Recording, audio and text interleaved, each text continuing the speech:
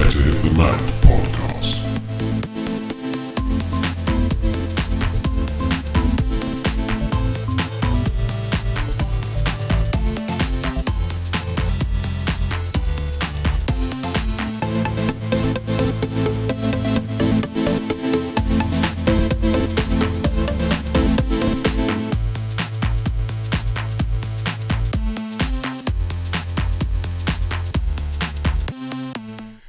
Everybody, and welcome to episode 15 of Better Hit the Mat. And we are recording on Valentine's Day. That means some of us are in trouble.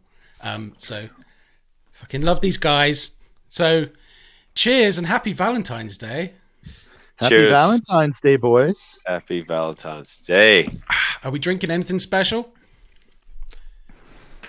Nothing special. I got a 2021 Alkaline Plus from Sam's Club. It's like smart water, but it's a good vintage. Yeah, just a Pilsner Urquell here. Nice. And I have to say, I especially like your t-shirts, two of you. Thank you. I actually just made it the other day. We're handsome fellas. We're handsome fellas. You ever heard of that right there? Meh. Little backing track. Yeah. Save you some trouble at the end. Back on track. Want me to spin around? No, we didn't bother with back prints. Get that far. Product placement. Nobody likes back prints anyways. If you're in this community and you're making t-shirts, quit putting shit on the back. Seriously. There you go. You've been told. Unless you're a band promoting your latest leg of your concert tour, you don't need fucking anything on the back of your shirt. Stop it. I might do that on the back of the next run of those, actually. I might just do a Wednesday, list of Wednesday, my living room. Saturday, my living room. Hey, we'll put the Sham Fam van tour on there. There you go. There you go. Man, he's planned through 2024. I was say, yeah, you bought a van? Was it a grape van, but the G's kind of coming off a little bit, so it just says rape? Like Carl.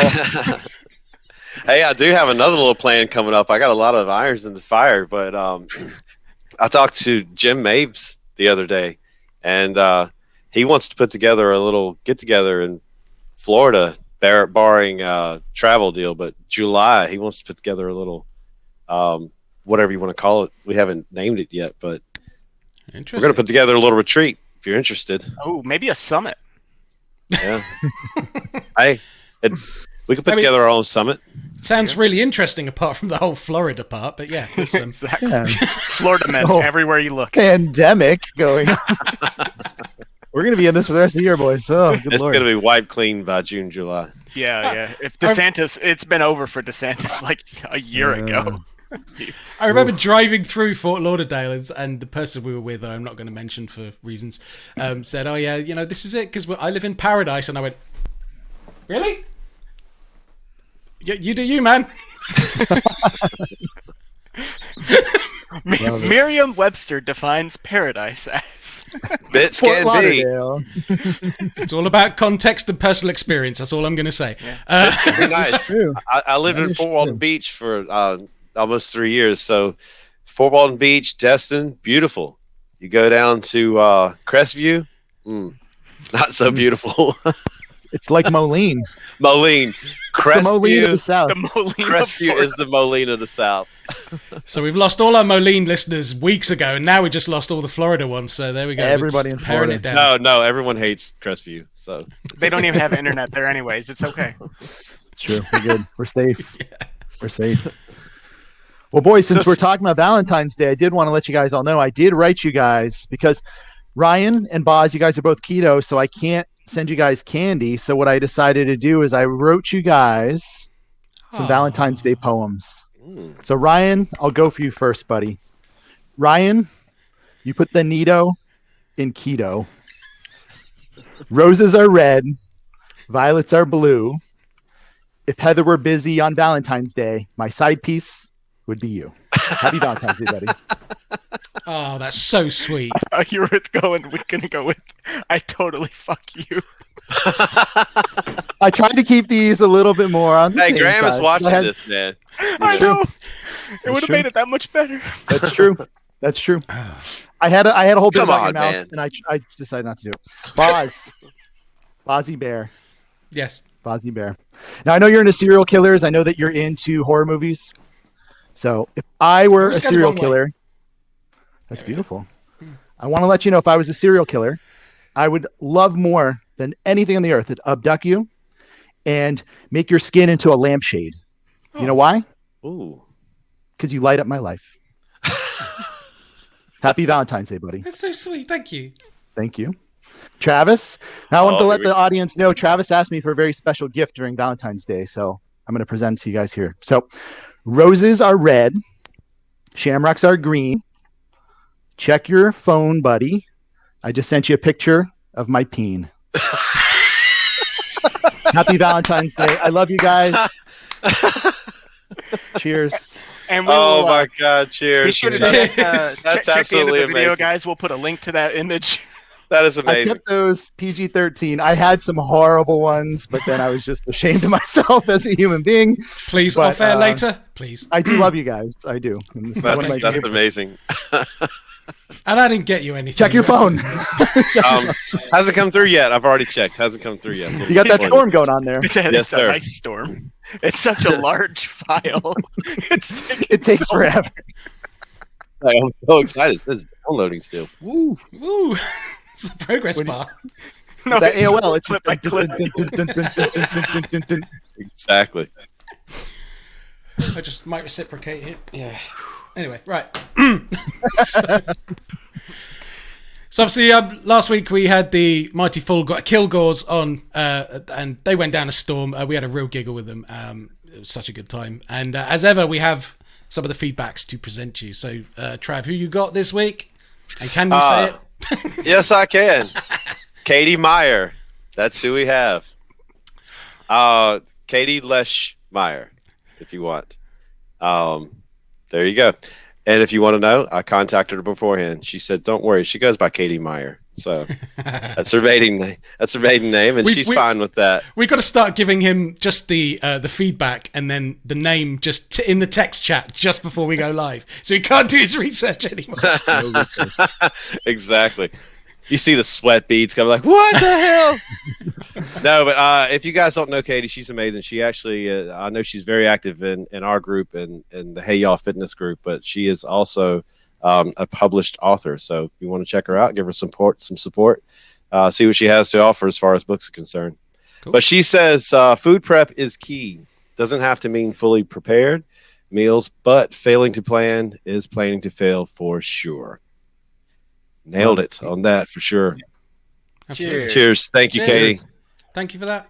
And we always appreciate the time it takes. It might be a long message, but when you sat down and made the intention to actually write one, we really appreciate that. So thank you. Yes. Yeah, yes. and absolutely, that's something that I think everybody took from Ari and Matt is their food prepping. That's most of the comments we received was about their talking, the way they went back and forth, and their banter and the support they offered one another.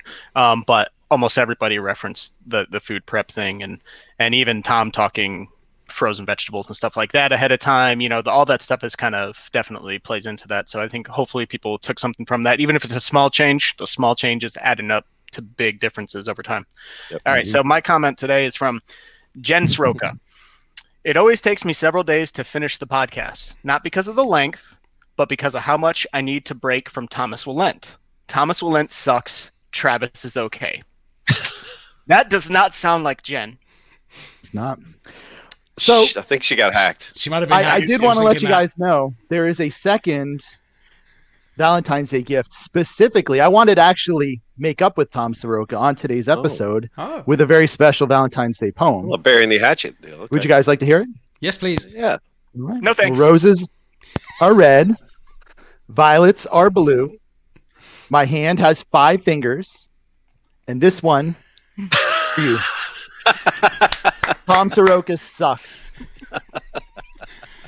And I think that's great. I think that's Graham approved, actually. So Graham actually taught me that. She loaded that one up. She came up with the limerick. I think actually the term "bury the hatchet" implies that you bury the hatchet in the soft ground away from the fight, not in the middle of your opponent's skull. That's just my interpretation of the phrase. Just that was a swipe of the hatchet, I believe. But that's what us Northeast guys do. We just keep going after each other. There you go. But thank you, Jen.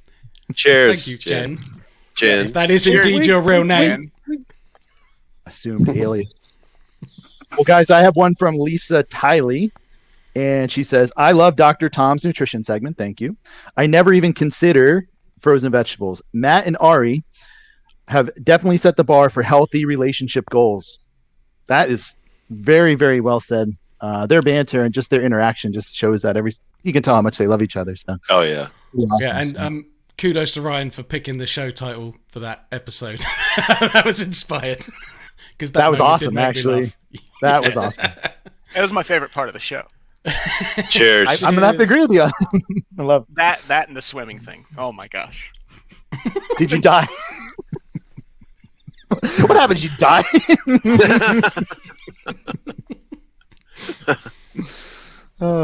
Fantastic. So, Right. Real quick, Travis, we covered Smitty's Run last week. Yeah. Any new signups? Actually, we did. We did have a few signups. We did, so that's great. We're getting some turnout from that, and it was immediately right after the podcast. Someone signed up, so that's amazing. So yeah, getting some turnaround. smitty'srun.com. That's smitty'srun.com. Check it out. May 1st, we're going to do a little 5K. And actually, there's some talk, Boz, with this group that you're trying to get that little Zoom room. Yeah. I've had a few people reach out to me to say, do you want to share the load? I mean, initially I was thinking, because it's a tricky one, because you can't run like app workouts. So we're going to do a few hours. I was like, I probably could have taught for 4 hours, but I'm getting really bored. So do I say? No, I'm going to keep it quiet until it's all official. But yeah, a couple of people have said, I'll teach a bit. So it's growing. Nice. So next that's week awesome. I'm going to get a plan in place, and we'll be doing a 4, maybe 5 hour Zoom room. And it's my understanding that some people are putting together a UK run, like they're trying to figure out a way that you ship it to one person, something like that. Is that? Yeah, I mean, there's a group right now in the Shamrock Fitness page. We're talking about trying to get a little UK shipment out, so we're only have, like you said, one shipment, and then they can disperse it throughout the UK. As well. So yeah, and then like we said, whether you want to do a custom workout right in your living room, or you want to run, walk, bike, drive, crawl, whatever you want to do, it's roller skate. I was thinking 2 hours Inline of skate. Beat Saber in VR as well as an option. That would be awesome. You can do some VR work if you want. That's perfectly fine. Anything, as long as you hashtag Smitty's Run, built Smitty tough. Awesome. Heck yeah, that's awesome, and it's cool to see that it's jumping off. And it's always cool to scroll through social media and you see somebody else reference it that isn't you or I or even any of the 4 of us. To see other people taking off on it and trying to push it, and they have nothing to do with it. They literally have never even participated, and they're already pushing it. That's big time, man. And it makes me feel good because I helped contribute a little bit. I can only imagine how it makes you feel. Oh yeah, definitely. It's the whole idea of it is to keep his spirit alive, and the mindset of Smitty's Run, because he enjoyed running these 5Ks is to just keep Smitty running. And like you said last week, our last episode, as soon as this race is over, we're going to start the timer up for the next episode. So essentially, we're just going to keep running, and we're just going to hit it every year. Right. Awesome. And it's cool to be able to add his stuff to the playlist. Ain't going out like that. I actually added that twice and didn't add AC/DC. I figured that was okay. Fuck AC/DC. Sorry, I didn't say that. We're gonna keep losing listeners. I didn't do Matt like that. I added it all in there. He was like, "Come on, man!" He goes, "It's a classic," and I said, "Yeah, well, Catcher in the Rye is a classic too, but that doesn't make it good." Don't worry, Matt. You can catch mine over at Spotify. Yours That's is on right. And talking of potentially contentious issues, obviously some of you may have noticed that me and Ryan had a bit of a spat last week, but we're cool this time. So we actually got together in interim and we hammered out our differences, and we've actually prepared a little something for you so you can see how we got round the whole Black Crow mod issue. So take a look. Pull in tight, and kick out. Well, I'm glad Mended the broken bridges over Black Crow, all that nonsense. You know, you admitted you were wrong. It's fine. I did. Are you sure? I don't do that with my wife. I'm certainly not going to do it for you. But let's have it out then. To my point, this is legitimate. From here, place. Knees just on the outside of the elbows is fine. Lift Okay. one foot with the other, hold it there. And so you've proven that you can balance using your arms. And how much of that did that use your core? It looks pretty stable, doesn't it? Yeah, it does look stable because you're built like a brick shit house. What the fuck do I do about it then? On the cast, you said that you can't possibly drive your knees into your triceps. It's just too much weight. And I think Lee even said that, right? So why not try to drive them into your triceps, but try to get them in your pit. So what I do is you start in a squat, and not a catcher, but an actual like a really low squat. Take those knees, try and dig them into your armpits. Hold on. Run right here. Give me a sec. Right, and all the problem here is I've got a girdle, right? That's gotta help. Surely. Let's try that. Oh, see, you look fantastic. It's like yoga armor. Keep the belly in. So try and get those knees into those armpits. But if you can't get into a squat, maybe come up on your toes and try and dig them in. That middle finger facing forward, and you just want to come forward on those arms. And then you had it right. One foot, then the other. I've got to turn my feet inwards behind my hands. Now, can you use a block and stand on the blocks? Stand on the blocks, get your arms flat. Maybe that'll allow you to get a little bit deeper as far as your squat. As long as they're not flying past your biceps, man, that's what we're worried about here.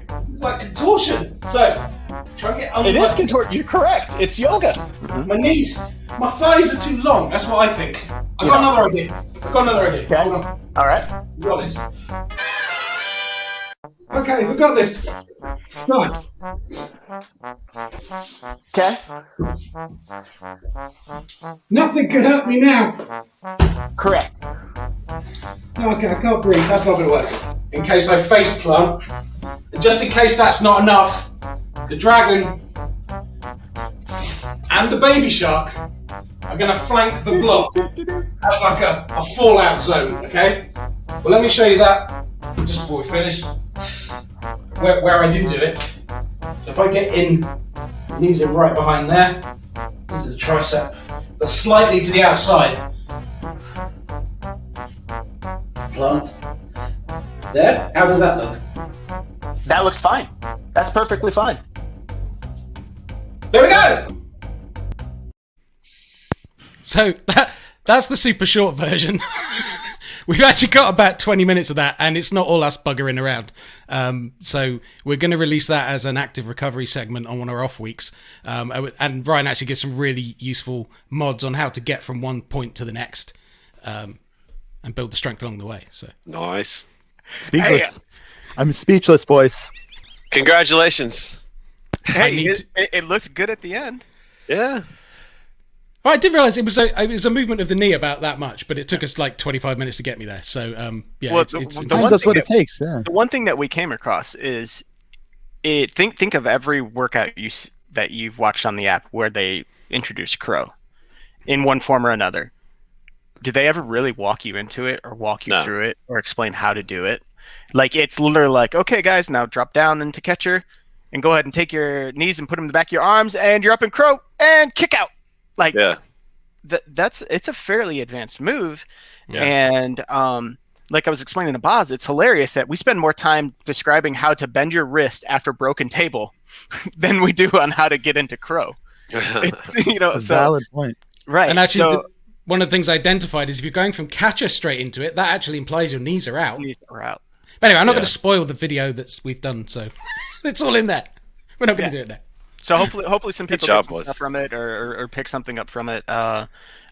There's a few things that I've learned along the way by making mistakes and watching myself on video and watching other people watching really, really good advanced inversion specialists do stuff. There's a few guys I follow that work for like Cirque du Soleil, and watching their stuff on how they approach handstands and inversions and the way they use their entire body, it utilizes muscles that you just don't even think you should be using.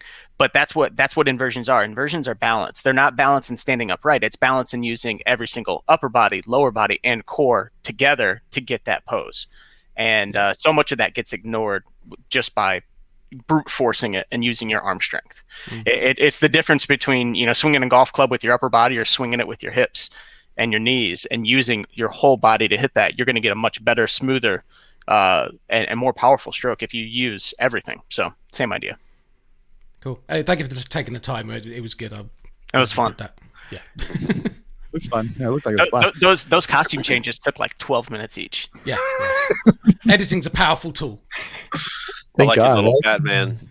That was awesome. That was the coolest Segue. part. I like it. Yeah. We're gonna get sued for that. Nah, fair use. We're calling fair use. That's fair use. And we're going to call it the B-Man transfer.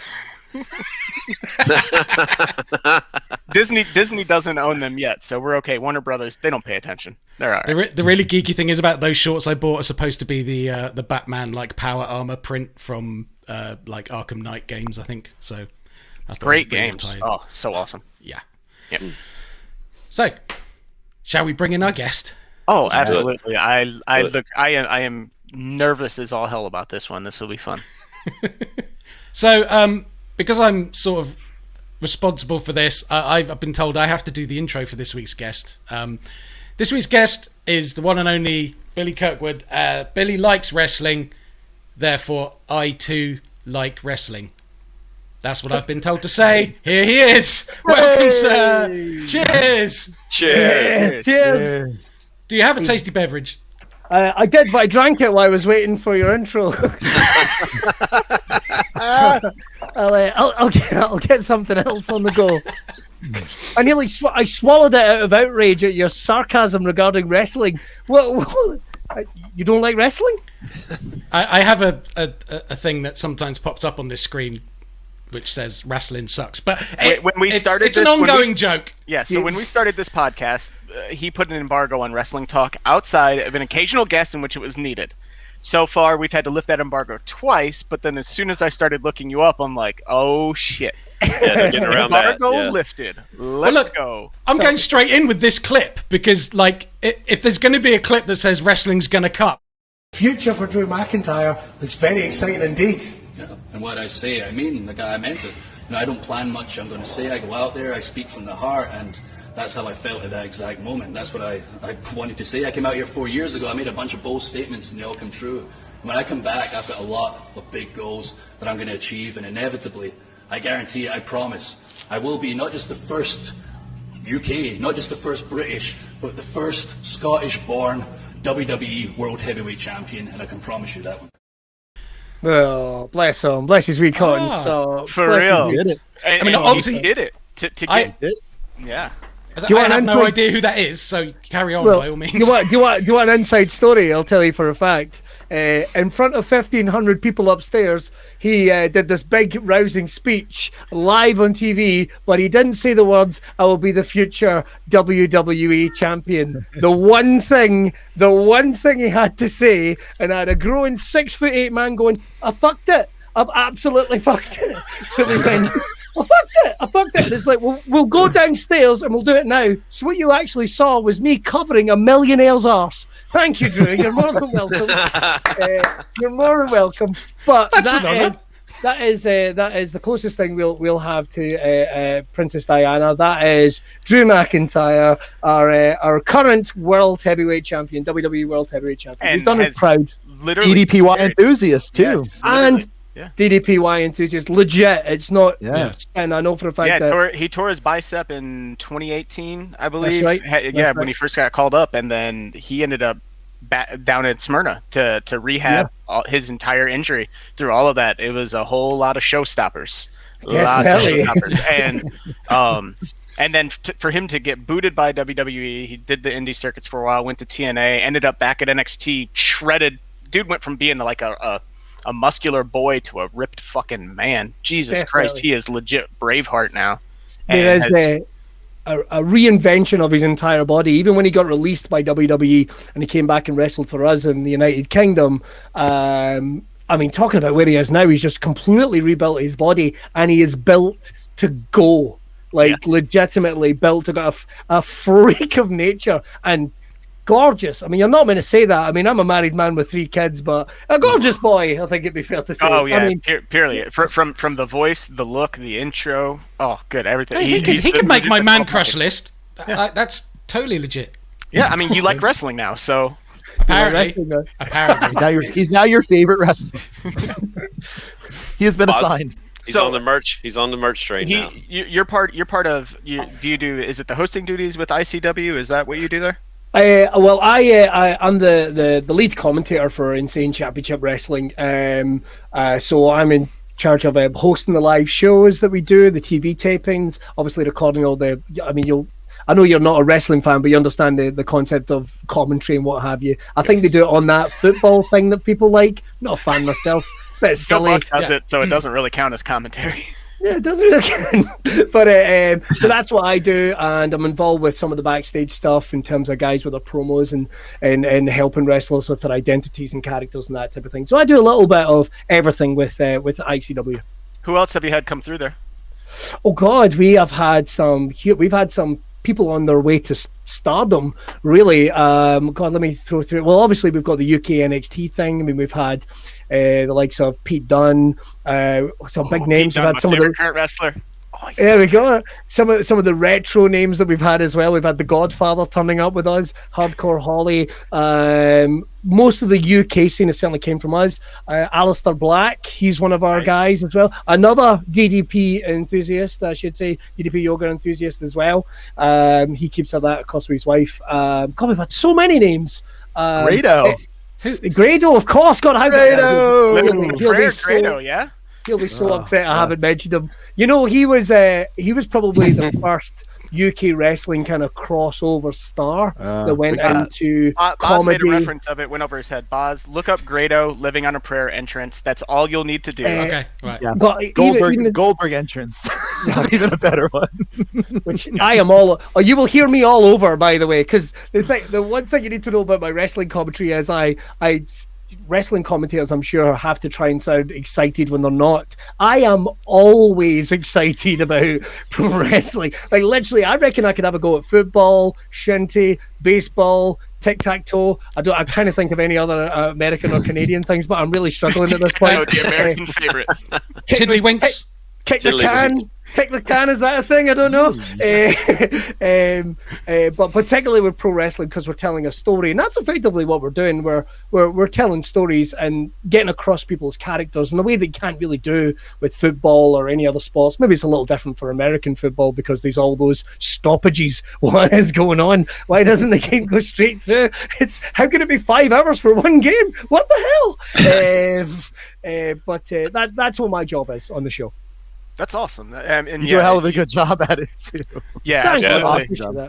And well, when Boz had first introed or introduced us to you, the first thing I'm like, why do I know this guy? Why do I know this guy? And then I was able to tie it back to all those old clips that you see posted from these internet wrestling darlings. But they probably came through ICW at one way or another, and just And turns out that you've been all over the place. You're a comedian. You're handling these duties. Apparently, you're a famous footballer too, according to Google. When you Google your... there is a footballer called Billy Kirkwood. And you're 70. You look amazing. Listen, DDP, baby. All I'm gonna say is. Energy 2.0, the shortest one. That's the one to go with. Just do that every day. In fact, NXT warm-up, go for that. It's shorter. I fucking love that workout. That one's brilliant. That's the one you do when you go, I've got to do something. Yes. I'm not doing breathing today, just NXT warm-up. Actually, Billy, this guy, Dr. Tom up here, he's responsible for a thing called the 100-Day Challenge, and it's been... We're on what number? You're on number 4 or 5 of this? Yeah, I think it's 5 consecutive ones. Today's day 80. Mm-hmm. So my wife talks me into doing the latest one, and I'm like, I don't do workouts every day. I don't like the pressure. I'm a very busy man. Sometimes I can't get a workout in. So no, I'm going to do the 100-day thing because I need to get back on track as per their t-shirts. And So there's a couple of times she's like, you could just do the breathing workout. I'm like, fuck off, am I doing the breathing workout? Like that, the day I do the breathing workout, I quit. That's it, I'm out. I haven't done the 100 days challenge. So I know people have a hard time, and I'm not dissing anyone else who does it, but for me, the NXT one is like that's pretty much as bare minimum. That's the lowest I'll go. That's I've got to do something. I get the breathing one certainly, because it is like it's probably the only one we can all be a little smug about. Going, I'm pretty good at breathing. I've got a track record. I've done okay. I can put that on my CV. Clean driver's license. Can breathe. Well over 100 hours of practice training on that. Well over 100 hours. You know what I mean? It's all there. But I totally forgot what I was talking about. Yeah. So I do. I'm 70 years old. No, it's that footballer. Bonus fact about him: he is not a fan of mine, because I did a sportsman's award thing that he was at, and I thought it's going to be funny. I'm going to rip him a new arsehole. Everyone loved it. Everyone thought it was very funny, except him. He did not find it funny at all. Didn't like a roasting. Didn't like a roasting at all. And apparently it will come up quite a lot if he ever comes into contact with any other sportsman that I am involved with. Do you know that fucking Billy Kirkwood? Yeah, he probably has random people walk up to him talking to him about wrestling. And he's like, what the fuck? Why do these people keep asking me about Grado? I got followed by another Billy Kirkwood on Twitter, but bless him, one of the coolest things I ever thought. Actually, his bio was neither a footballer nor a comedian, and I was like, I fucking made it. Someone is going, I'm definitely not him. So I think that's exactly what I want. So you've heard of all these like cool high profile things that Billy does. Now, obviously he got onto my radar because of Howard the Duck. George Lucas's Howard the Duck. George Lucas's Howard the Duck. Okay. A franchise that never made it. It's so weird. We have a mutual friend who does a podcast, very good, called Strong Language and Violent Scenes. If you love horror, go check it out. And Billy, you were their second or first guest, weren't you? I was quite early on because it's interesting. You're obviously talking about Fright Fest. I'm a huge horror fan, a huge retro pop culture fan, and just really everything. I'm interested in everything. And when the guys got in touch, I think I don't know what the connection is there. They might like wrestling as well. I'm not sure. I know Mitch doesn't. No, I can't imagine that. No, I don't think Mitch does. So I think it must be Andy. In fact, is it Andy? I can't remember. I keep forgetting that people might know me from other things. You know, sounds silly, but they got in touch, and I'm always very vocal about Howard the Duck. Or did I get to pick the film? I maybe got to pick the film. I think no. The Howard the Duck was a listener suggestion, and I think you stuck your hand up, said, "Oh, I'm in on that one." Yeah. That sounds a little more like it. Yeah. You know, I'm always fascinated by movies that are kind of like are half good.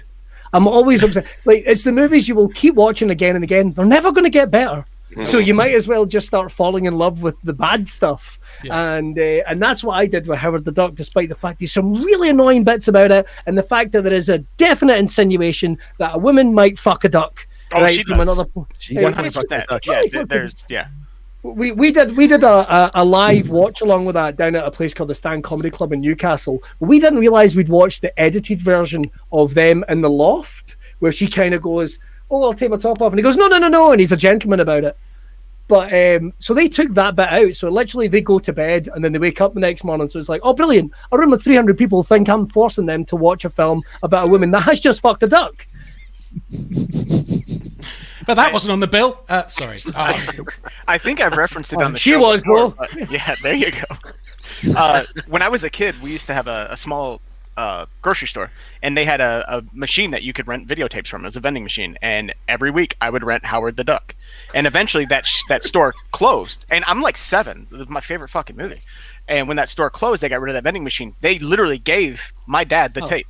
Because I rented it so much. They gave us that. They gave us Tough Turf with James Spader and a young who the hell plays Iron Man? Help me out. Oh, Robert Downey Jr. Robert Downey Jr. Thank you. And then Cherry 2000, another just terrible film. But that's not kid friendly. No, but we what was the other film? What was Cherry the other film? 2000. It's it's in the future where people have sex bots that are also housemaids, and the guy's robot puts too much laundry detergent in the dishwasher or whatever it is, ends up drowning herself. So he now has to find the Cherry 2000. It's a post-apocalyptic world. Just an awful film. Amazing. Oh man, I've Amazing. got a tattoo about it just here. It's not... Was it also suggested by a blonde woman? It was. Oh god, because women. It was Goldie Hawn, actually. Goldie Hawn. Oh, dear. So obviously I ended up following Billy a bit from that because he fucking slayed me on that episode, and they had me on once, but it's never again. And so and then I just sort of saw your things. I think it was actually a link with Murray Thompson up in Scotland, who's our DDPY instructor up there, who's awesome, runs Power Yoga Plus. Yes, Power Yoga Plus. Okay, good. And you've been doing some workouts with him. And I thought that's talk about a small fucking world. That's really odd. That's my horror community smashes with my DDPY yoga community. So. Is that how you got involved with DDPY? Like, how did that even come about? Well, obviously, a big DDP fan as a wrestling fan. I know that hearing, I always keep in what other wrestlers' interests are. I always find quite fascinating. Like people forget about, like the Undertaker's actually really into real estate and business and investment and that type of thing. And DDP, I think. At one point, he had people forget about this gimmick. He had a gimmick in WWE where he's effectively a motivational speaker that tried to rebuild people. Yeah, the power of positivity. And as like it says in the tin, it wasn't yoga for regular guys. It's not your mama's yoga. I was certainly interested in it, and I picked it up and put it down. But I had a car accident back in May. Let me get this date right. May 30th, 2014, and it was a bad one. It was a really, really bad one. I had, through traditional means, dropped about 7 stone, which is a lot of weight. But I knew that. Pounds. Yeah, there we go. So I was a big boy, and going back into working out after a car accident. Your body is all mangled up, but what it actually more revealed was how banged up your body just gets being you from day to day. I mean, just the wear and tear that I'd put on being myself, or being, at that point, I think I was, 8 or 9 years into being a stand-up, and even just the time on the road and what have you, and getting on tables in the middle of gigs and doing stupid fucking things and all this type of stuff. I went into it in earnest, and back then it was the DVDs, which were great. But you think of where we are now, and you go, those fucking DVDs. I must have bought 3 copies of those, and you would look at the advanced ones and go, I'm never fucking doing it. That's never happening. There's a coaster somewhere. Yeah, it's like, just flipping the bag for 2 seconds. Literally, fuck off, Dallas. How dare you? But I got into doing DDP yoga a bit at that point. Now, the thing is, when you're just going by the charts on the wall and you're going by the DVDs, it's not necessarily... I hadn't really taken off in the UK at that point, I think, as an international thing. So I picked up Has it now? down. Oh, sorry. Well, I don't know. It's hard to tell, really. But I think with the likes of the app coming along. Well, anyway, right. So I got back into it. I met Murray and I met some other yoga enthusiasts, dare suggest, which is not something you expect to hear coming out of a Scotsman's mouth. We're meant to say things like, I'll fucking kill you, and all that type of thing. I'll glass you, like, I don't know. That's a pretty baby. Yeah, exactly. There's nothing we can say with our accent that makes it sound nice. It's like, do you want to come to my house? We sound aggressive in everything we say. So I met Murray, of course, and so this was quite a few years later, even though I picked up and put it down. And Murray was really the first person to go in all in, get the heart monitor, start really tracking your diet along with it, and really start engaging. And that is where my yoga journey started. And for all, maybe my diet might go up and down and what have you, it's been a constant. And I can do things now at 41 that I could not do at 21. And after that car accident, I mean, really, it was part of what was, I mean, I'd had lower back problems, I'd had glute problems, I'd had hamstring problems, I'd had knee problems, and realistically, that section of my body is probably the strongest and most powerful it's been. And that's kind of where it came from, really. I always do go, I'm going to give this the whole hog and go even further. But like, I cannot do a Black Crow to save myself. I have headbutted so many fucking floors across the country of this fine nation. You need a baby shark. Just get a baby shark. Do you know, it's despite the fact I have kids, I won't let it across the door. My attitude Good man. Good. My attitude towards baby shark is yours towards wrestling. It's with contempt and utter disgust. You know, I mentioned coming to one of my classes. You probably don't want to do that. This is something those fucking wrestling arseholes do.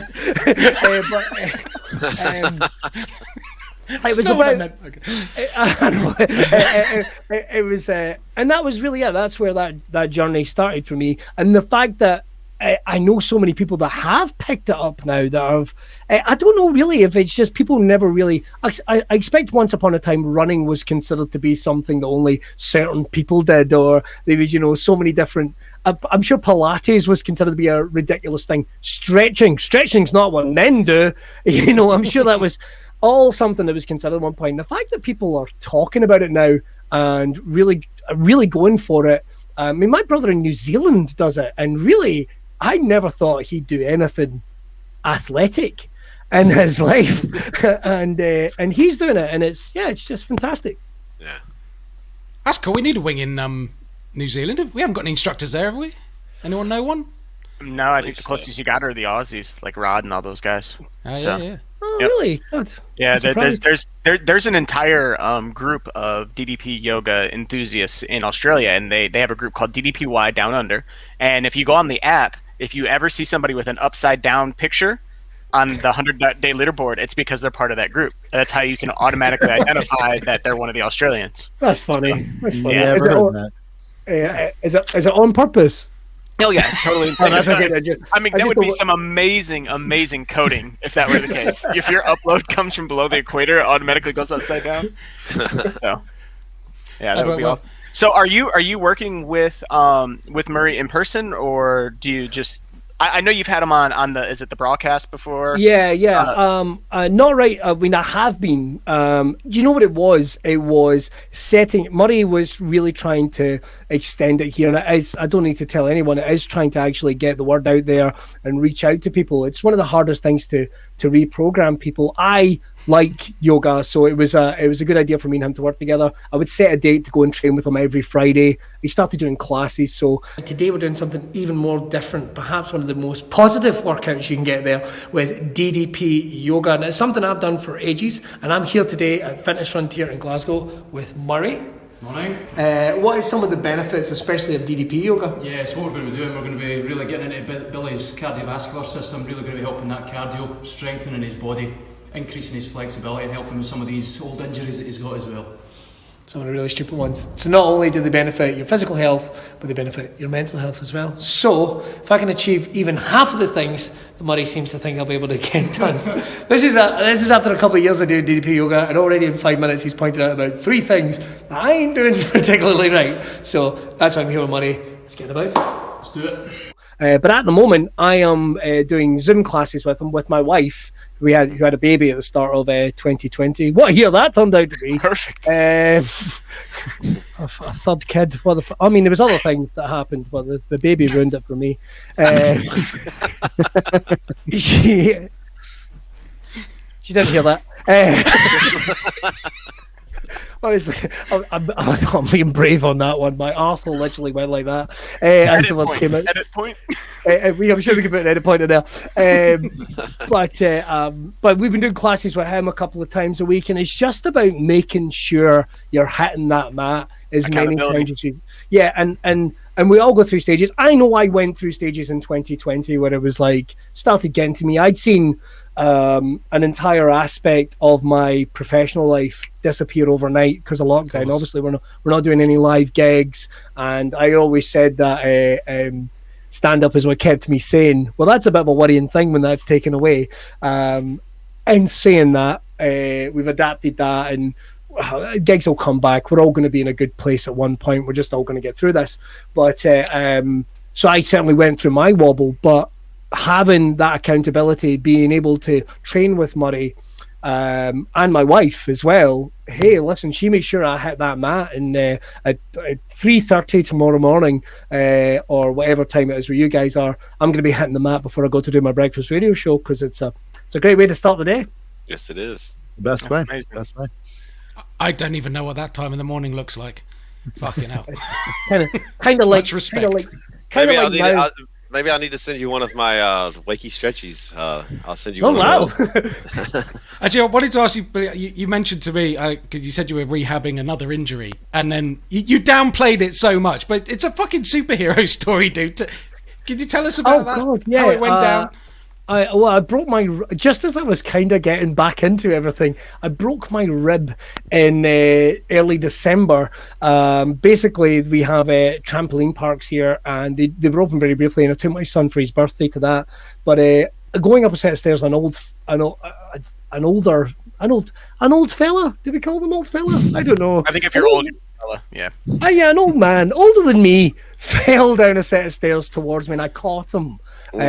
Old rugby style, caught him, but I also crashed ribs first into the metal kind of seats that were behind me.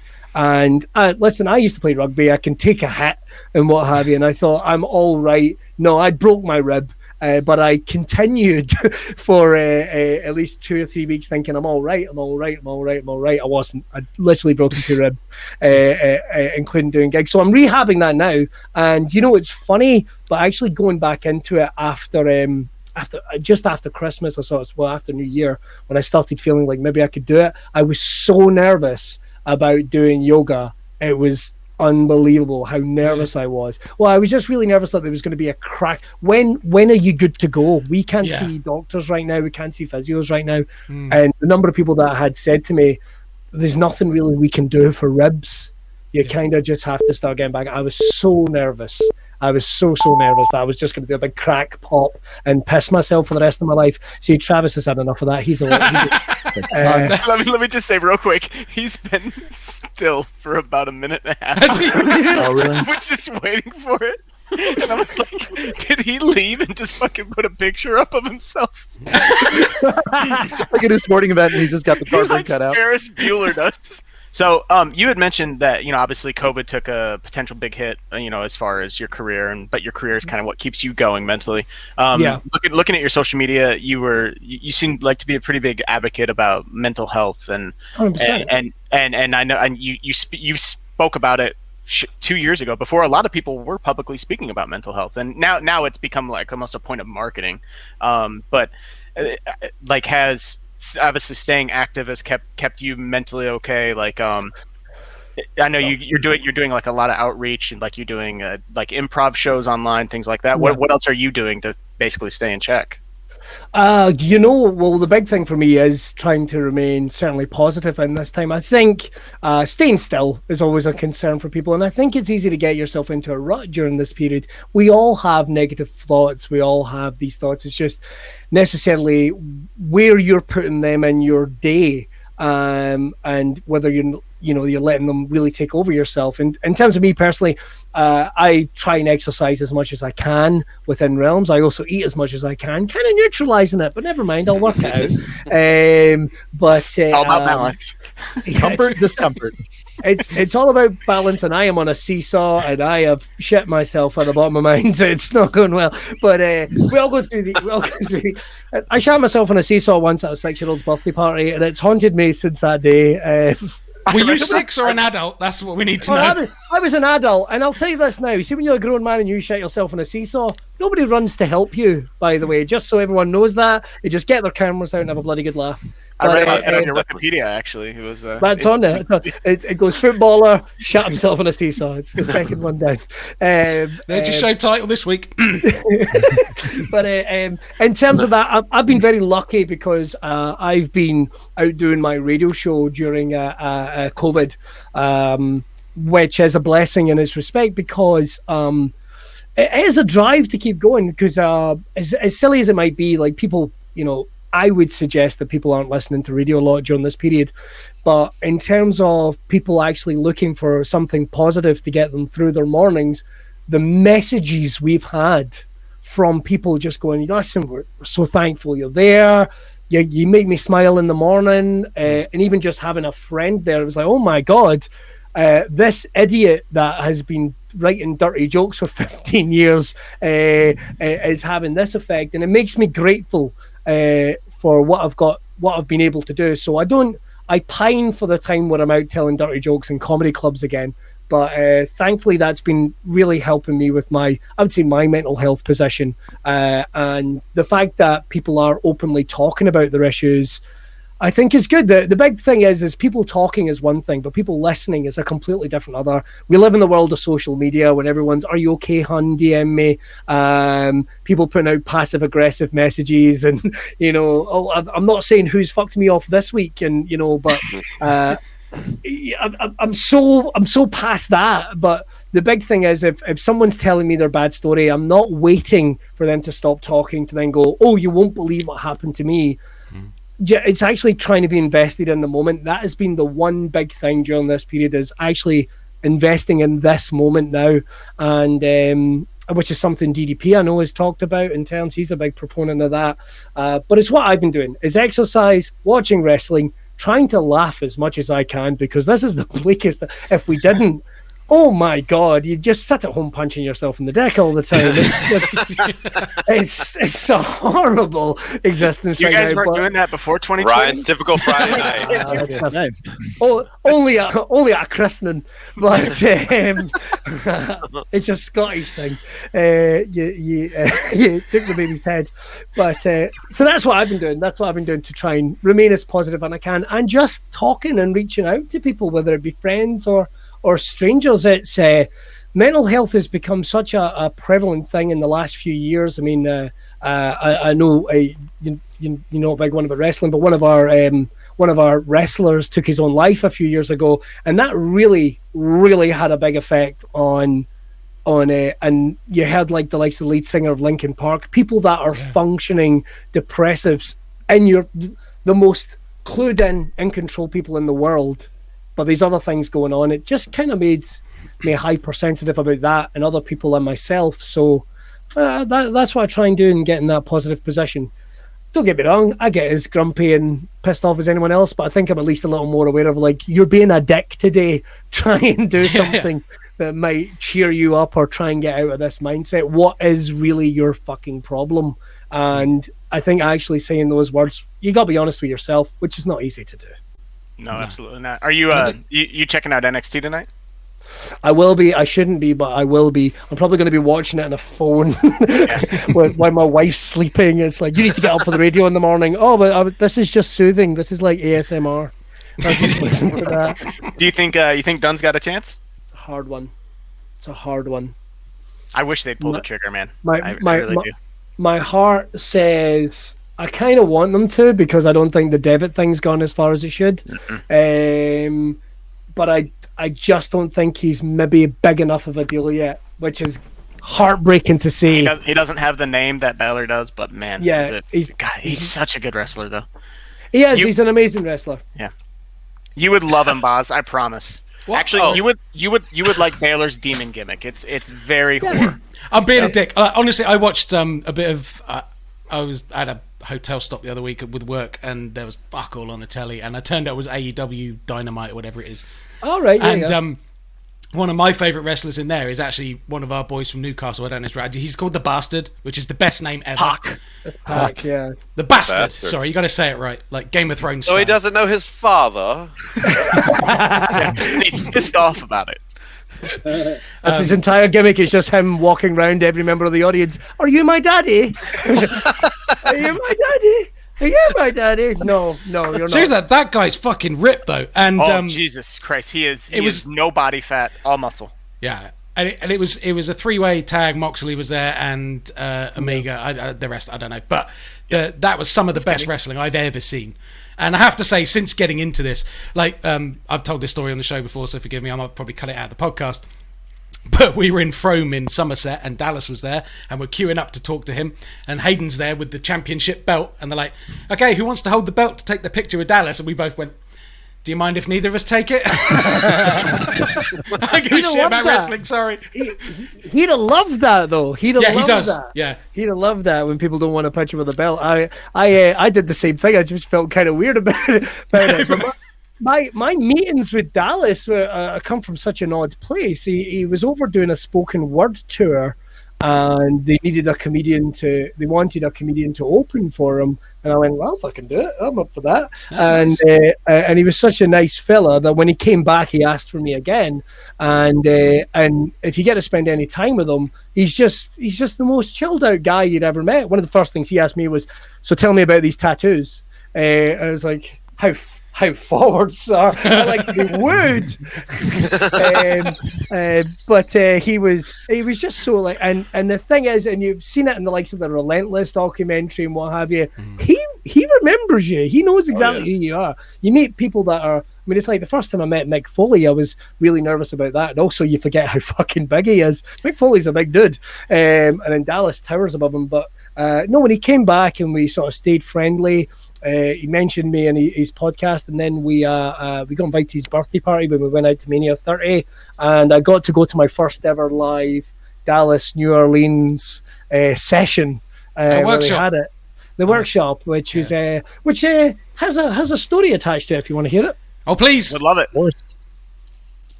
Okay. Wait, should we get a drink first? Well, no, I'll try and annotate it as well as I can. But so basically, and I don't think Dallas will mind me telling this story at all. I certainly hope he doesn't. The number of He'll never watch this. Oh, we never know. Oh, fuck it then. So no, this is what happened. He hates us. No, I'm joking. He mentioned you. He mentioned that. No, so we did the big session in this hotel, which I remember is the weirdest shaped room, and it's one of the things, there's 100 people doing this, and I remember thinking, in this room, fuck off, there's 100 people doing it in this room. But sure enough, they got us in. You know what it's like with these classes in the workshops, they squeeze everyone into stagger your mats. Yeah, and you're like, I'm kicking someone from Kansas in the face at some point when I'm doing a broken table. That guy is close. And so anyway, he starts the class, and one of the things he wants to do is he wants to go around everyone to hear their story, why they're there. So he starts in the far side of the room, and we're all taking a knee listening. My friend Chris Brooker is a wonderful comedian, and he actually promoted Dallas's initial tours, spoken word tours that he was doing, Q&As. And I turned to my side, and I watched this blonde woman drop, an elderly blonde drop. And this is the weird thing. Everyone is looking at Dallas. No one is looking at this blonde woman, and I'm like, well, I'm going to go and see. I'm going to get up and go and see. No one's really paying me any. And I went over, and I know a little bit of CPR, I know a little bit of first aid. Her husband's over. Oh my God, what's going on? And I'll level with you. When I walked up to her, I thought she was dead. Fuck. I did think she was dead, but then thankfully, it sounds really horrible, but basically something happened that indicated that she was having a stroke. Nothing to do, again, I want to make this very clear, nothing to do with it. We hadn't even started. It was just hot, whatever, I don't know. She dropped. Dallas is and I felt really rude standing up and having to go, excuse me, could someone phone an ambulance? If that's and they all looked at me like I was a fucking idiot, because everyone's there for it. Who's this random, maybe they didn't understand what I was going to say, I didn't understand your accent. Oh my God, the Scottish guy's kicking off. I think he's trying to say he wants to buy land. I'm not sure. But bless it, I put this lady in the recovery position. Someone phoned the ambulance. So let's go with this real time. Let's say this is happening across 40 minutes.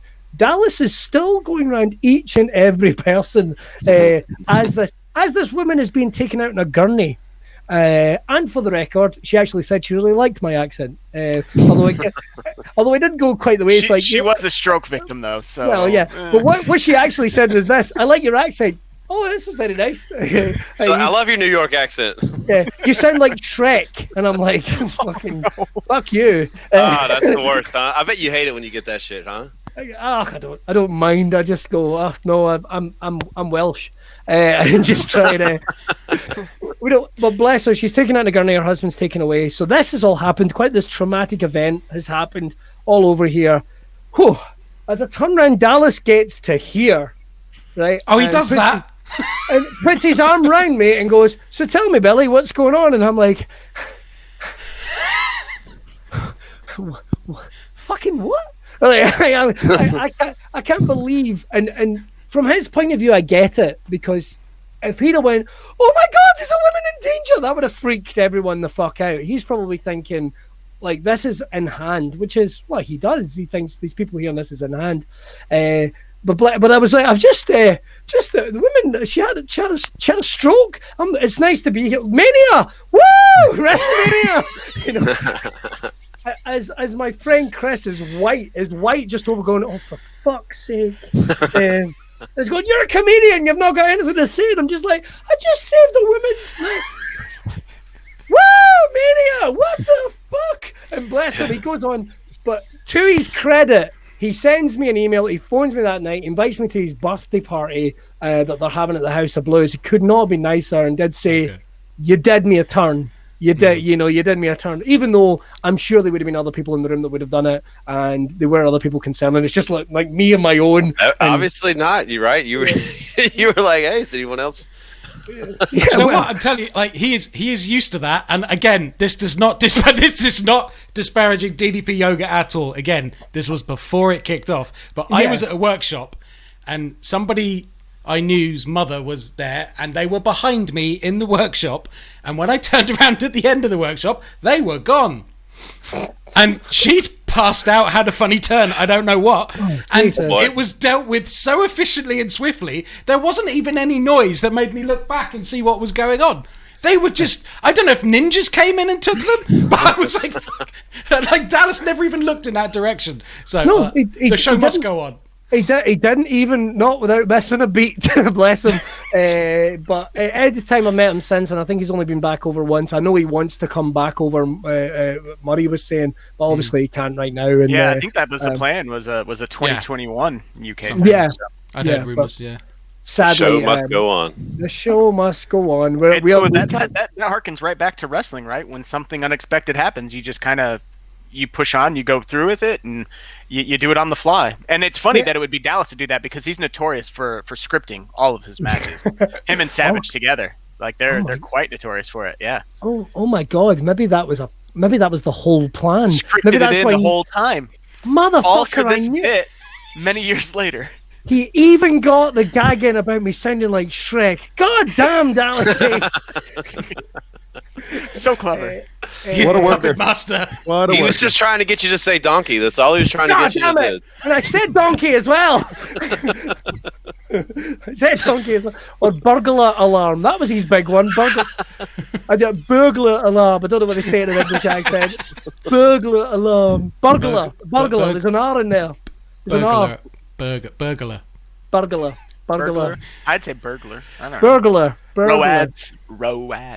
Anyway, talking of small animated animals, that brings me on to something else. And I know you're probably sick of this fucking question, but I love your rants. Like, one of the first things I heard of yours, unfortunately, was the Peppa Pig thing. Oh, fuck off. All right, fair enough. Next question. Perfect answer. Next question. All right, fine. Fair enough. In America, I'll answer any we question. also hate Peppa Pig, so if you just want to go off, go for it. We were just going to join you with it. How is she so popular? Everyone fucking hates her. Why have we got her on our telly, little opinionated cow? She's always, Daddy Pig's a good diver. Daddy Pig is a good diver for a start, and they're always going on about the fact he's fat, despite the fact he's been a fucking athlete, he's a diver, a self-employed man as well, and she's always giving him shit about his weight. Never mind that, when her metabolism lets her go, the fucking cow. So, and then at least George likes dinosaurs. I hate her. I can't stand her. She's always calling you when you fail in life. Nobody needs that. Did you make a mistake, Mummy Pig? Haven't you little bitch? So Peppa Pig has taught my kids to jump in mud puddles. What an asshole thing to teach a child. It's not fun. Don't do that. And like we literally had to have our kids stop watching it because they weren't learning hey, don't jump in mud puddles because it makes you messy. No, they're like, look at how much fun jumping in mud puddles is. No, it's not. It is not. No. And they develop weird English accents like Mary Poppins. What the fuck is up with that, man? That's like sacrilege in Scotland. If your kid starts talking with an English accent, it's like, oh, I'm going to have to pretend like her dad's a chimney sweep. This will not fly. This will not fly in this house. We're going to leave her at the side of the road. We're going to leave her. No, I'm not a fan. Daddy, where have you gone? Are you my daddy? Pac's my kid. Pac is my child that I have left in AEW, and he's looking for me now. You might want to call him. He just got a pretty good contract, man. He's doing me proud. That's all I've got to say. I'm happy to be a proud dad from a distance. I'm like Serena Williams' his dad. I just sit and I watch and I go, "That's my boy. That's my boy." He's a Geordie anyway, so he's practically Scots. That's all I've got to say. But in terms of Peppa Pig's a horrid thing. They just kids could watch so much better stuff. That's all, better stuff. I mean, it's barely animated. I don't even have kids, and I fucking hate it. So anyone I know has kids, and their kids like that show. I'm like, oh, I'm so sorry, because I work in people's houses who have kids, and it's just on fucking CBeebies in the background all day. Like that. The two things I have issue with: the theme tune to Peppa Pig makes me want to go out and just commit mass murder. I don't know what it is about it. It's just horrible. And the other one is Balamori, which actually has a really good theme tune. But that fucker will be stuck in my head for 5 days after I hear it. Balamori is difficult because it was actually filmed not too far from where I am right now, and we ruined it at school by just making fun of the characters in it. Like there's a venter that lives in a castle. Kids come up to it and he shows them things. It's like, that's a beast. I don't know what's going on there. So we're never entirely sure with that type of thing. But Balamori's a hard watch. And have you seen that crazy ass cartoon that's from the Netherlands, where it's the dude that has the guy that can do everything with his dick? And what the hell is up with that? It's progressive, is what it is. Don't you wish you could do that? I'm gonna save that cat from the tree. My dick comes out. He's fully clothed. Fully clothed. I don't get what the issue is. We have a show here on Disney called Fancy Nancy, I think is what it is, and every episode is Fancy Nancy is a total bitch, and she has to learn a lesson, but it's only taught my daughter to be just a terrible human being. So we have a no Fancy Nancy is allowed. Well, my kids are in virtual school, and the teacher goes to read a book, and it's a lesson with Fancy Nancy, and she goes, "Oh, I've got to go," and totally ends their class. Oh shit! I hear you. So my dad, who watches our kids during virtual learning, calls me. He's like, "Can you tell Ellie she's allowed to sit in on this one Fancy Nancy book?" So, and then her teacher emails us. It was a whole to-do, and it was all because of this damn show. And I tried to explain to the teacher that you just don't learn anything from it. She's like, "Well, if your kid's smart, they'll learn less." I'm like, "Did you just call my daughter dumb?" No. What are you learning from Fancy Nancy, bitch? I didn't like the use of the word "f" in that sentence, motherfucker. Neither does Ryan. Fancy does not work in the Nichols household. But I have to say, I like the fact that the kid respects the rule of her father over the rule of the school. That's the way it should be. That's just like that's some proper parenting. Now, if you have fuck Nancy, the Nichols kids are not. They're gonna read that, right? No. Yeah, fuck Nancy. Later on at night, they're gonna rebel when she's older. She's gonna rebel. Dad, I'm gonna go out to the disco. I don't know. I'm gonna go out to the disco and read Fancy Nancy. You are not. Or you're grounded. You can go to the disco all you want. But the sad music cues. She's reading Fancy Nancy. Trying to break it to the rest of the family. She's up there reading Fancy Nancy books. Oh my God, what can we do? An intervention. The grandparents come round. Oh, that's amazing. That's amazing though that your daughter is so clued in. She's like, I am out. I am out. And she'll find out that Dad was right. She's brilliant, dude. She really is. She's in first grade, reading at a fifth grade level. She's doing multiplication right now. Like everything she does, she's just so damn smart. Almost like it's almost a detriment at times because it's so logical. Every time you explain something to her, she's like, Yeah, I don't it's know if that makes sense. And it's like, damn it. Damn it. Like, when did you first say, when I have kids, I will never use the phrase "because I said so"? And how quickly did you first use it?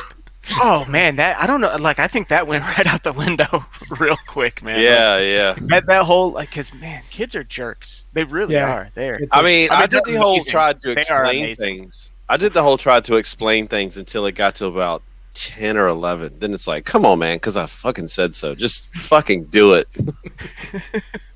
Mine's are How like old are your Mad kids? Max. Mine's are 7, 5, and 1. So they're all born kind of right about the same time. I think I don't like Wimbledon. I think I get bored during Wimbledon and we just start going at it. I don't know what the deal is. The tennis sucks. That's all I'm gonna say. But they're all about the same Touche, age. sir. Touche. Sorry, they're all about the same age. It's all fake anyway. They're not even hitting the ball. But Predetermined. they all know each other. They all Ball hang out. CG. They all hang out afterwards. I'm telling you. Oh my look gosh, we need to start applying wrestling kayfabe to every sport imaginable. Just imagine it halfway through. Federer comes on and hits someone with a briefcase. You're on the phone. I'm cashing in. But so they're all about that age. My sons are super smart. My oldest Loki has high functioning autism, but he is smarter and funnier than I will ever fucking be. He's operating on a completely different level. The baby is pretty cute, I suppose. He's not too much of a dick yet. But the middle one, It's coming. the middle one, fucking hell. Oh my god. One of those kids that walks around with his top off all the time and he's fingering his belly button just looking for things to set fire to. You know, one of those kids, he is a fucking menace. What is it with second kids? Like I've said it before, if we had our second kid, my son, if we had him first, we'd have one kid.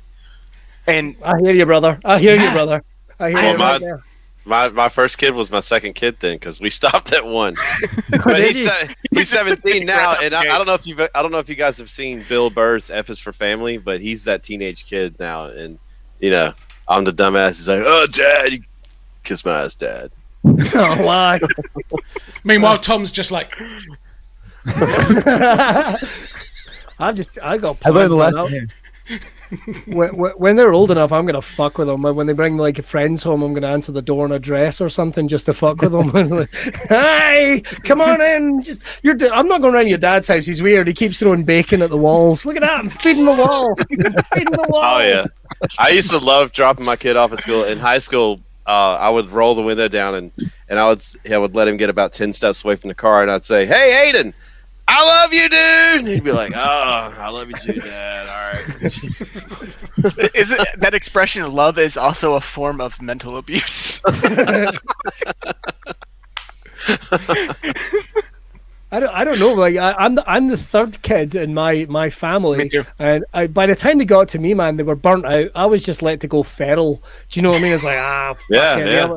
The other Figure it one. out. Yeah, the other ones will look after them. They'll be fine. There's plenty of scraps. Kicking about. I got I was the number benefit 2 of 4, which I think 2. The number 1 gets away with most. Number 2 gets the most ass whoopings. Number 3 is you get a little more away. Number 4 is just, oh shit, are they gonna go to jail? I mean, what's going on? They just go haywire. Yeah, see, for me, I got lucky that my brothers were like such fuck ups that nothing I did was a big deal. Because they just paved the way and they set the bar so low that no matter what I did, I was top notch. that's interesting. So we are actually the polar. I'm the negative of you. My sister fucking floated on water and was absolutely perfect, and everything I did was a disappointment by comparison.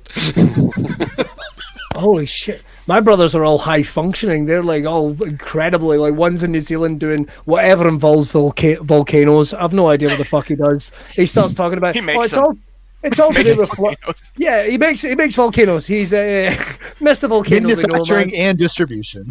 Yeah, he's all about it. The other one does something in London involving the internet. I've fucking no idea. It's just like, oh, when did you guys come with such fucking losers? And I tell dirty jokes and things are going well. I've got 4 figures in my bank account, and one of them's a fucking minus. Things are rocking and rolling right now. Do you know, I think I've won. I'm going to be that guy that turns up at weddings trying to get a load of money. Hey man, can I get that wedding dress so I can sell it? You know, I'm going to be that guy. Is that a thing? That's not a thing in America. Well, it should be. You can make a pretty penny turning up at weddings. You've not heard that? Like, I know you guys there, you throw the bouquet. Here, she takes the dress off and throws that. Right there. Boom. That'll add to the wedding. It's on eBay the next night. Boom. Yeah. That's how we. I mean, Tom's got a wedding coming up. Again, taking notes. 100%. Oh, wow. I'm always looking for ways to make extra money. Recently engaged. Well, good luck with your wedding, whatever you get up to. Thank you. That's Thank you. So, Billy, we have a thing where we have a playlist where we have every single one of our guests add a song to it. We're looking for hype songs. It's for people to listen to when they're doing their DDPY workout. Oh man, what would you're gonna getting ready to hit the mat with Murray? What's the track you're gonna play to get hype? Don't make it sound so homoerotic. That was he doesn't always need to be there. He's always with me. He's always with me. He's in your heart. Don't lie. He's in my heart. We all know it's the Peppa Pig theme tune anyway. It's Peppa Pig. It really gets you psyched up. Fuck this! Let's go jump in some puddles. Burned off 1,000 calories in 2 minutes. That's just trying to turn it off, right? Yeah, exactly. It's really hard to do with an erection. You can't those 10-second push-ups, man. They're next to impossible. Only need to do one. You can only do God. Yeah. Look how strong my core is. Look at this motion. Take Superman to a whole new level. Okay. Right, there were so many. I have the most eclectic music taste in the world because I don't really have favorite bands. I have favorite songs, but so I literally went back to one that I made when I was last on the road. I don't think any of these are going to really blow anyone's minds in terms of ones that you've maybe heard of. There's actually, do you know, one of my favorites was Imagine Dragons when they did Monster. Don't know if anyone's heard of that song. It really gets the heart pumping. Some people might remember it from Daniel Bryan's promo video running into WrestleMania 30. These Saints of Valor, they've got one called Fighting, which is a good one. But this is my pick for you. How about we take a Japanese girl band and we put them together with a heavy metal band? Baby metal. Baby metal, baby. Yes. Karate. It's the one to go for. It gets your heart pumping and you are good to fucking go. Fucking hell, because I use this playlist, so I'm glad you picked that. Karate, you said? Yes. Yeah, it's a great track. Yeah, and that offsets Chesney Hawkes really well. So really, right. or Scatman John. Baby Metal just did a collaboration with Bring Me the Horizon, and it is the best song on that EP. So good. 100%, and I said they got a great band. So I would certainly say that. Like I say, I don't have a genre. I might look metal on the outside, but inside I'm a cheerleader called Kimberly. I'm just happy to be out of the house. I like a bit of everything, but I reckon, something like that, or Saints of Valor Fighting. That's a really good one. Imagine Dragons. I mean, I could go on. My favorite band right now is Dead Posey. They've got a really good one called Freak Show, and there's also what's the other one? Can't Go to Hell by Sin Gardens. I can't remember that name, but they're another great one. So I could keep waxing lyrical. Oh, I've got a good one for you. This Chris Classic has done one called Here We Go, which is being used for the Godzilla versus Kong trailer. And great. If you've watched the trailer for that and you've heard that music and you went, I can't wait to see these two just collide, it's that song that helps get it done. Here we go. Is that coming out in March or in May? It's coming out on HBO Max, I think. Oh man, nobody seems to know just now, isn't it? Just after James Bond. Just after James Bond, which will be 2024. That's right. But yeah. So those are my picks for your playlist. And if you want to throw in, Baby Metal is going on there, and it should. There's a few people are gonna be like, "What the hell?" Which is exactly what we want. Trust me, Fantastic. Amazing. Yeah, and I'm still kicking myself for not putting "I'm a Dog and I Like Socks" by Psycho Stick on there. So too late. Makes up for that too. We'll get a go round. We'll do another. Well, you list can someday. always, It's you going can on get. I think you can get a mulligan if you want. You can switch it up if you want. So another question that we ask every guest is we always pose a hypothetical fist fight. So we always pose who is going to win in a fist fight? Diamond Dallas Page, or this is Boz's suggestion, Daddy Pig.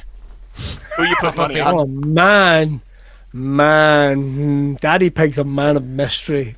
And you know, there is an episode where they spend the whole thing going about, you can't dive, Daddy Pig, you can't dive, Daddy Pig, and then he does this perfect dive. So man, he's an athlete.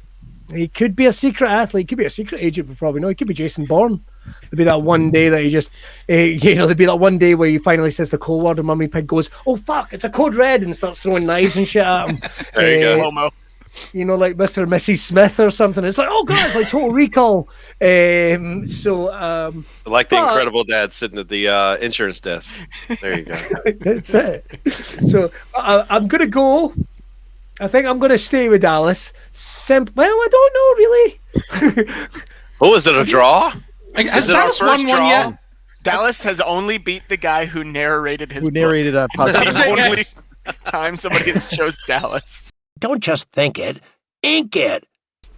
Fuck it. I'll go with Dallas simply because fuck it. If nothing, he's a grappler. He's a grappler. Do you know what I mean? As long as he's not trying to talk Daddy Pig out of the fight, he's not like got him in a headlock and going, just settle down, bro. Really, listen, you've got things going on in your life. We need to talk about this together. Let's sit down with some hemp tea. That's a thing. I don't know. And we'll work this out. Pigs love it. It's gluten-free tea. It's gluten-free tea. It's Jocko tea. Oh, what's it? Yeah, what's it called again? Fucking Happy Tea or whatever it is. And he just cutters him and then kicks him right in his stupid pig arse. It's all about the 90-10, bro. The 90-10. Daddy Pig is the kind of guy that kicks out at 3 1/4 like Hogan, though, right? You got to look good, even when you're pinned. You got to. I like how it started out as like, oh, you know, it's a little man of mystery, and then at the end, it's like kicked him in his pig ass. Fuck you. That's what you get for not talking to your children like they're a fucking adult. What's wrong with you, man? Love it. Be a proper parent. Exactly. All right. Well, I actually have a question from 5-year-old Tom. Okay. So I was wondering if you can tell me a dirty joke, but make it clean for a 5-year-old. All right. Okay. Well, I'll do you 50-50, half clean, half dirty. You don't know which way round it's going to go. What's brown and sticky? Anal. What? Right.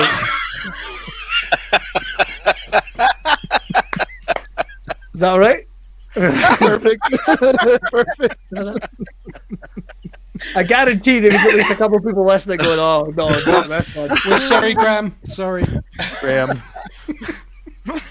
I don't know if you know this, Billy, but Tom's 92-year-old grandmother listens to this podcast on a regular basis. She's a big fan. And she's our biggest fan. I love you. I would like to apologise, first of all. What you need to know is I'm a lovely person. I just do really bad things. Oh, no, she's going to love it, I think. I think she's going to love it. What if that was Graham's first thought? Most people are like, oh, stick. But Graham's like, anal. I tell you what, if you think it's going to be right here. If you think it's going to be a problem, donkey. Well, Scottish people are like layers, onions. I don't even know fucking Shrek. I've not seen it in a long time. Kick him right in the stupid Shrek arse. Oh, it was perfect. I'm crying too.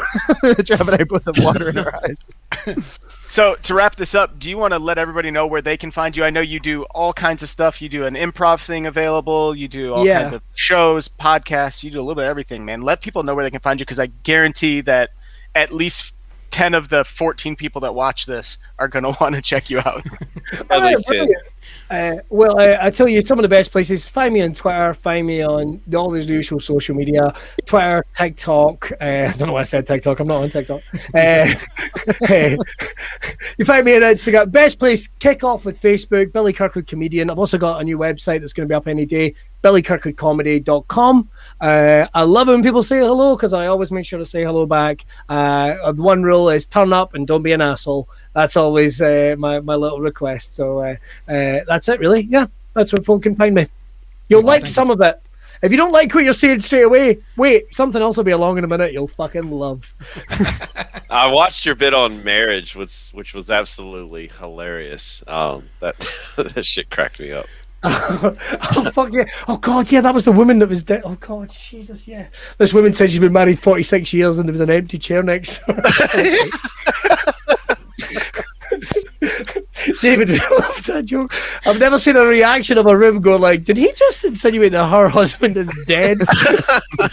And she turns about a gig with an empty chair. But oh man, that's why I miss live comedy so much. You just real moments like that. And there's nothing wrong with Netflix specials and all that type of thing. But if anyone's watching and listening, when the comedy clubs open or even some of these stand-up gigs, really take a chance, because there is no kind of substitute from wrestling, sports, football, comedy, entertainment. When things start opening up again and we're all healthy and safe, folks, let's get out there and support those artists. That's I agree 100%. There's nothing better than just rolling into a comedy club, not even knowing who the person is, and you just God, that's the best. Like I've saw some amazing, like Alonzo Budden, never heard of him, never saw anything about him, and then all of a sudden go to this Dr. Grins in Grand Rapids and had the time of my life. It just and then he ends up blowing up big on on television and everything else. But you just never know what you're gonna see, and you could be seeing the next Dane Cook or the next whoever it is. It's amazing.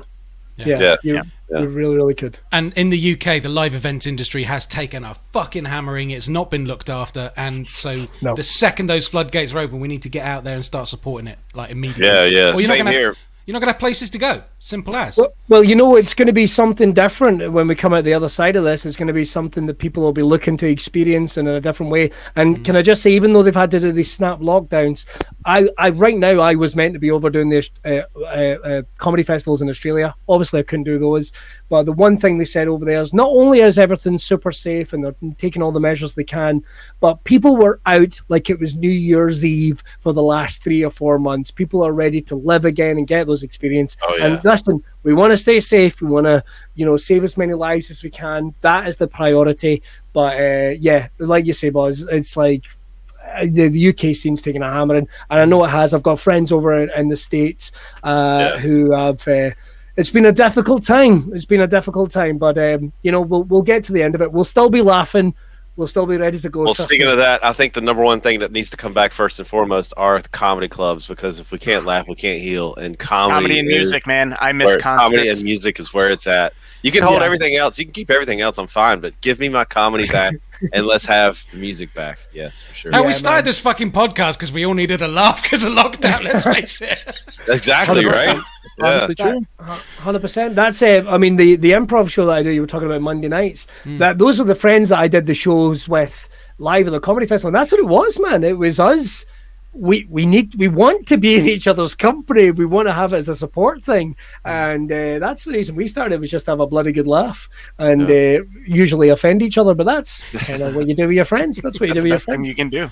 Exactly. Trust me. When it's when everything's open again, I'm going to punch a couple of them right in their fucking face. But until then, wait, not the social distance, right? I swear to God, it's so hard to have a fight from 2 meters. I swear to God. I'll be ready. I'll be champion. 6 feet away, I'll be champion. Son of a what the fuck do you think I'm learning how to use lightsabers, dude? Come on. I think I'll just have a stick with a bit of shit on it or something.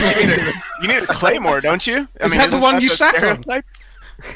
Yeah, it is. I kept it over here. Fucking hell, brilliant. Tom, am I right? We're not doing nutrition this week, or did you have a section? No, we're going to skip it this week. We're going to continue with the next show. We're going to maybe space them out a little bit more. Yeah, don't eat shit. There we go. Keep the shit out of your mouth. Done.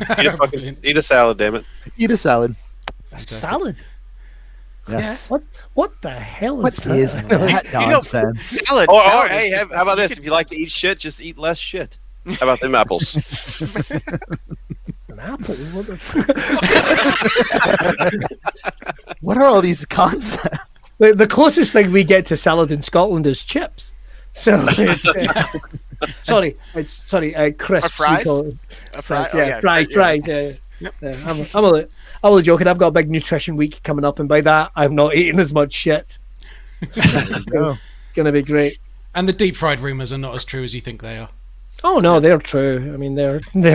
It's so hard to inject deep fried heroin into the veins. It's It's crunchy. you can get it. It's crunchy, but by God, you get it done. You can get Right it done to when it. you need to. I shit you not, I have eaten a deep fried battered haggis, and that was one of the best culinary experiences of my life in Edinburgh. Holy So- shit! I can honestly say I've never had haggis. Oh, it's the best.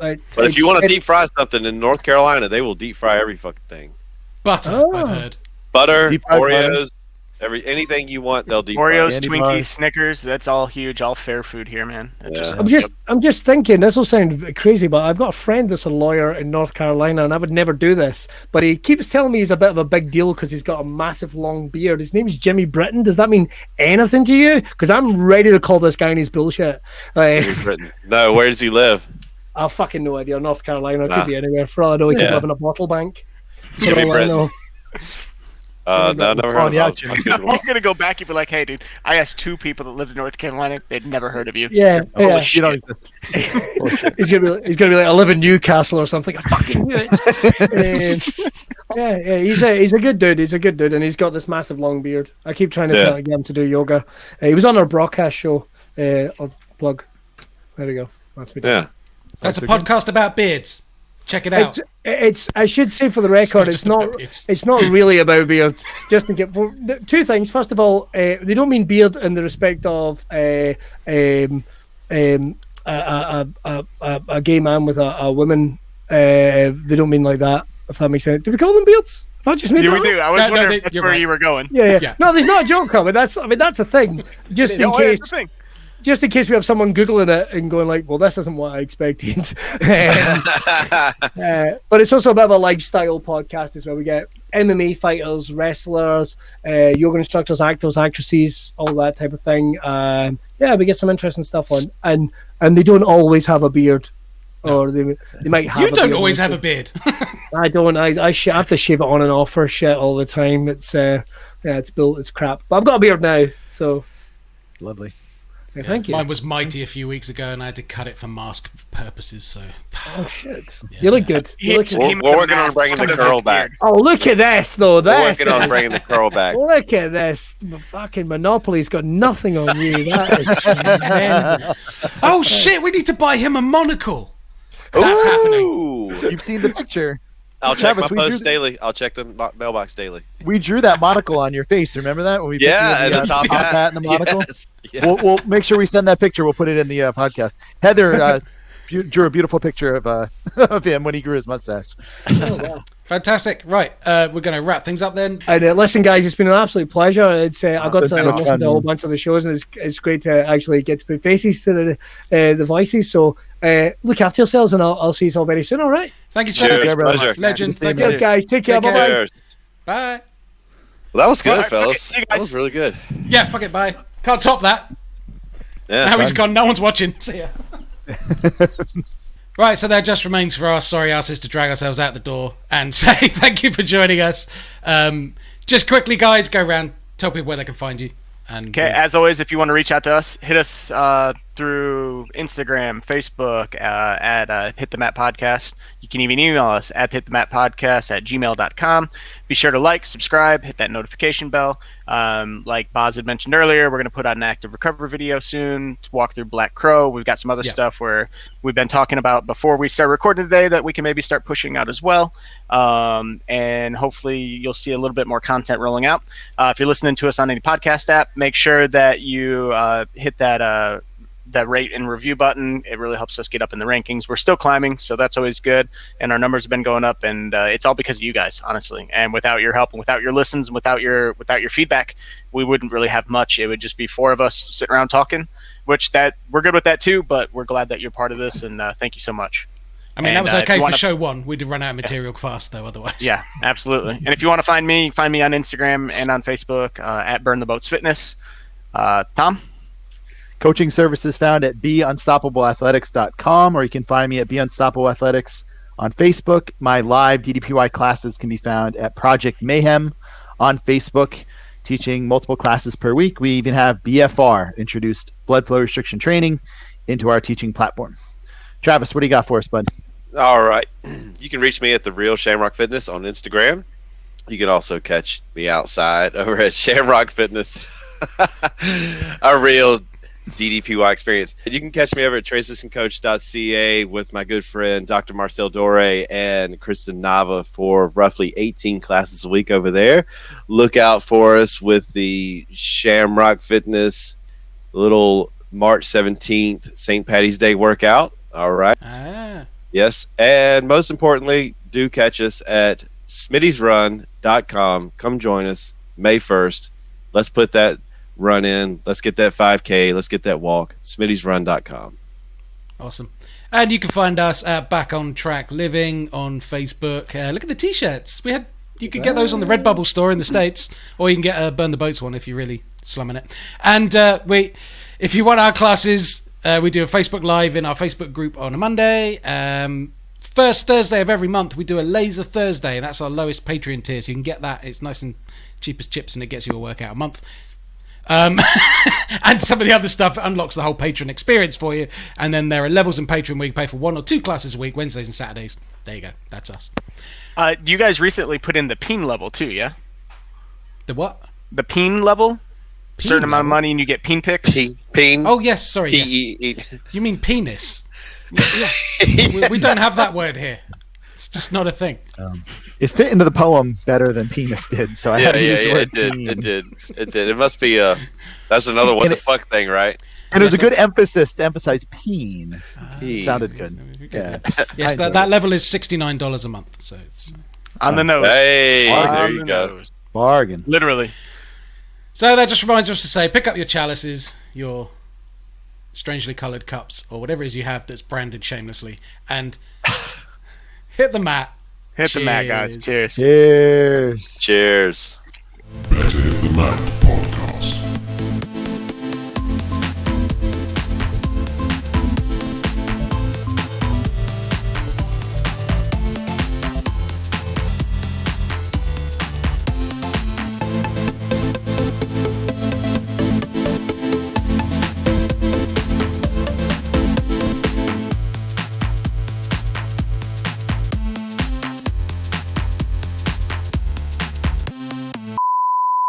Why do your t-shirts look completely different to each other? It's the lighting. Well, one's on a handsome guy, one's on a fucking ugly mug. Man, we had a It's right next to Swiggle. It's like fettling. Do you have fettling? That sounds pornographic. I know. Should I Urban Dictionary that? Yeah, you definitely should. Man, we had a little Valentine's Day class, and we had 69 people sign in. No pun intended on the Valentine number. Really? You didn't. Someone just didn't set the room limit at 69. You had 75. Maybe Marcel played a little trick on us. You two look like my groupies. That's way funnier. I like that. They just said like this the whole time. Just look up at you. What? Cool. Hey, douchebags! I'm tired of this shit. Hey everybody, Justin Dobbins here on behalf of Dr. Tom. Let's talk food. Vegetables. Fuck them. He'll record it for us. He definitely will. Right, I'll put an edit point there. I'm going to bring Billy in. Oh, shit. Hello, sir. No, we're not. It's not live. This is our tech test. You got somebody vaping in the background there? I was getting. No, it's this is my agent. He's just smoking a cigar off screen. No, it's like this. It's a tiny little vaporizer. Little diffuser. And what are you vaping in there? This is gonna sound weird. This is my gran. We just no. Is that any better? Lovely, thank you. Check. Boz sucks. Yeah. Boz sucks. Yep. Okay. Hey, speaking of tattoos as well, I think you referenced a cake tattoo on one of your arms. Do you have a cake tattoo? Me? Yeah. Do I have a cake tattoo? Oh yes, I do. I've got what fucking arms it on? I think it's permanently on your body, yeah? On the backside. There you go. Yeah. I've got my Tunnocks tea cake tattoo. Oh, nice. It's a delicacy in this neck of the woods, and because it's got I did a show at the Edinburgh Festival a few years ago, and I let the audience pick the next tattoo I got, and that was the tattoo they picked. Okay. Can I ask a question about that? Was one of the very vocal proponents of that a mid-tall kind of bob, blonde-haired lady? Yes. No? Yes? Yes. Was she the driving force behind it? Yeah, she was. It was in the audience that night.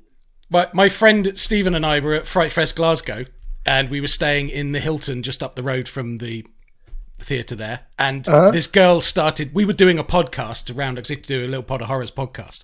Right. And we were doing a roundup of the films from that day, and she basically crashed the fucking podcast recording and started chatting him up. Really, obviously, and she was a descendant of the Tunnocks line. Fuck. She was next in line to the tea cake throne.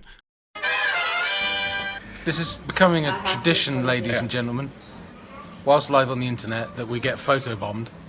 This is Mrs. Tunnock. Mrs. Tunnock, is it? Miss Tunnock. Miss There we Tunnock. go. So you're responsible for the tea cakes? Ms. We've been through that. Yeah. We're careful right, okay. about that. It's my uncle. Ah. That is a company I have the utmost respect for. Yeah, me too. Because they still taste the same as they always have, and they're the same size as Oh, they've yeah, always the been. same size. A cream egg, man. I used to fit 2 in my gob. Now I can do 1. No, 4. 4. There we go. That's progression. Oh, progression. Yeah. Kidding on. Excellent. I'm a TK, by the way, that's the truth. Okay. But no. Let's just do this. Let's sort. We've got people watching us live on the internet. I don't care. Oh, okay. You look fucking hot, man. Look at him. Like, he looks like... Oh. And like, we had no reason to dispute that. But that's the saddest thing I've ever heard. One day I will get the tea cake and say all to myself. She was hammered. She was absolutely fucking hammered. It's one of the funniest bits of. I think it was a video podcast. If I can dig it out, I'll send it to you. Oh, wow, fuck, that'd be That's actually, funny. it was her goal to take it over was first to convince some comedian to get it tattooed. Damn it! Yes. Your podcast. Damn it! Take it over. Like a scavenger hunt. I've been tricked by a tattoo by yet another blonde woman. Damn it! Damn it! Hey, I want you to read this intro word for word, please. Yeah, because I'm being. They have my dog hostage, and I have to say the next words. So I'll bring you back in a second. I'm a bit worried about this. No, it's a joke on him. Only. Yeah. But I'm the editor. This is going to backfire. Just Should I look casual when you come in? Should I be like super casual? Hello. Yeah, please. Hey. Billy, we'll be about another 5 minutes if that's all right, or do you want to fuck off now? It's up to you. I'll tell you what. I'll let you fuck off and do what you need to do. I'm gonna go and say, well, not in the night to the kids. They better be asleep by now. But I'm gonna go and hang out with the woman that lives in my house. You mentioned her, yeah. My wife. I do a podcast on beards. No, we're not recording this bit, but you can catch us over at holy shit, edit point. Transitioncoach.ca. Oh goddamn! It's just it kept repeating in my head. Catch me outside. Catch me outside. Catch me outside. Boz sucks. Yeah. Boz sucks. I'll fucking kill you. Vegetables. Fuck them. Oh.